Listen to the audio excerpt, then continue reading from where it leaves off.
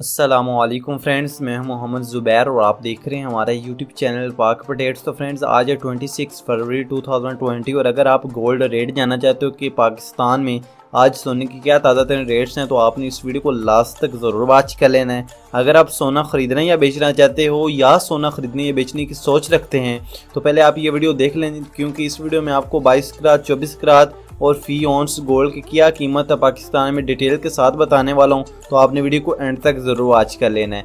Video अच्छी लगे please इस वीडियो को लाइक ज़रूर करिएगा।